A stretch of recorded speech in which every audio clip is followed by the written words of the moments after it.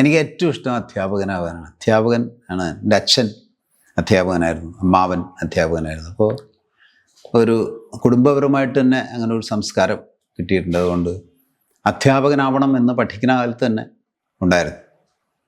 സ്വാഭാവികമായിട്ട് അധ്യാപകനായാൽ സമൂഹം സ്നേഹത്തോടു കൂടി വിളിക്കുന്ന ഭാഷ മാഷേ എന്നാണ്.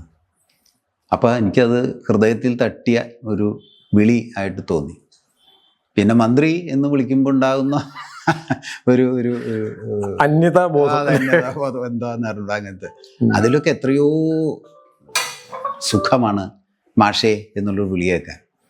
അപ്പോൾ കുട്ടിയായാലും ആരായാലും മാഷേ എന്ന് വിളിക്കുന്ന കേൾക്കുമ്പോൾ മനസ്സിലൊരു സന്തോഷമാണ്. അത് ശരിക്കും മാഷ് ഈ അധ്യാപന പിന്നെ രംഗത്ത് സജീവമായിരുന്ന സമയത്തൊക്കെ ലളിതമായിട്ടുള്ള ഒരു നിലപാടുകളാണ് ഉണ്ടായിരുന്നു. പല കാര്യങ്ങളും രാഷ്ട്രീയം അല്ലെങ്കിൽ അതിൻ്റെ ഫിലോസഫി ഒന്നുമല്ല. ഇപ്പോഴും ആ സൈക്കിൾ ഉപയോഗിക്കുന്നുണ്ട്.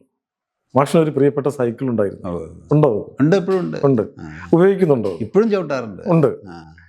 തൃശ്ശൂർ ടൗൺ മുഴുവൻ സൈക്കിളാണ് പോവുക. ടൗണിലേ പറ്റുള്ളൂ, ടൗണിനകത്ത്.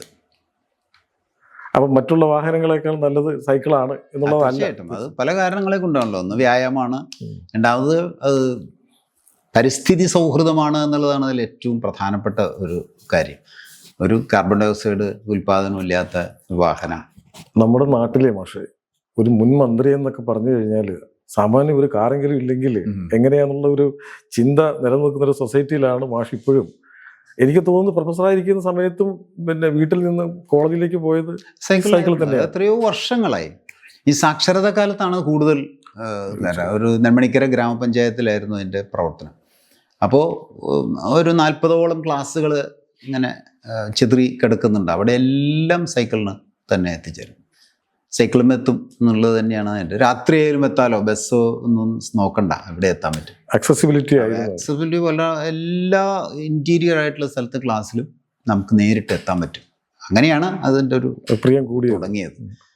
പിന്നെ അതിനോടൊരു വല്ലാത്തൊരടുപ്പായി സൈക്കിൾ എന്ന് പറയണത്.